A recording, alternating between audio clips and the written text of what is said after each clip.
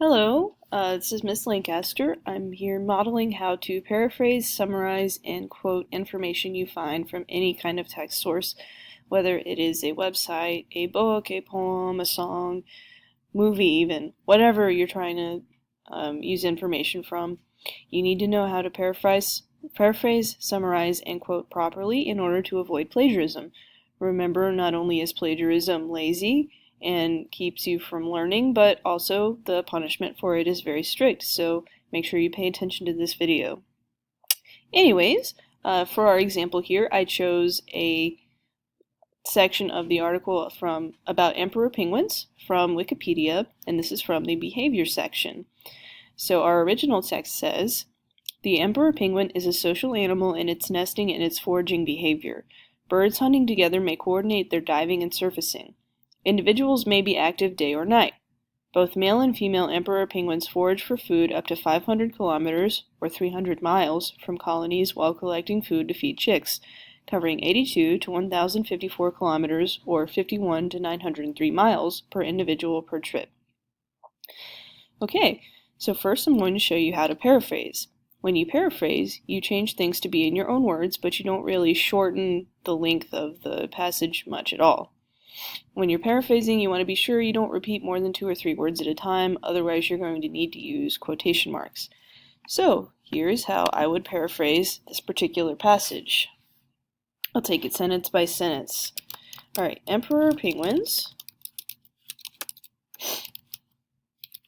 nest and search for food, not alone, but with other penguins.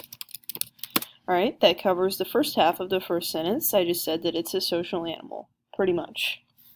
Now I'm going to cover the second half of the first sentence. They sometimes swim together with other penguins. They sometimes swim together as well.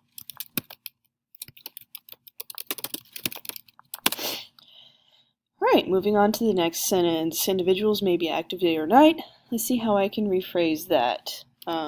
This species can be active 24 hours per day. Oops, I made a typo. Let's go back and fix that.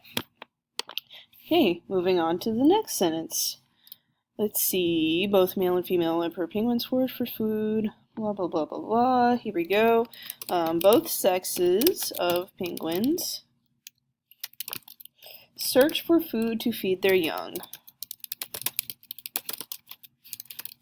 Okay, now I need to cover the part about distance, so let's see. And they may go as far as, let's see, what was it? 311 miles away. Now I just need to cover the covering 82 to 1,454 kilometers part. So let's see. These trips may be as long as 900 miles per trip. Okay, so as you can see, it's about the same amount of length. I covered all the same details, but I didn't repeat too many words. I changed it so that it's in my own words. Okay, this may take a lot of practice for you to get it down the way I have it, but that's perfectly okay. Now let's take a look at summarizing. Honestly, I think summarizing is a bit easier than paraphrasing. You are reducing the length of the passage and also putting it in your own words. So you have to decide what's most important to include and what's not so important. In this case, I don't think including the actual numbers is as important, so I'm going to cut those out and I'm going to see if I can combine some sentences as well as I go. So here's how I would summarize this. Alright, emperor penguins are social animals. Okay, gonna fix that typo real quick. Okay. And they are active at all times of day and night.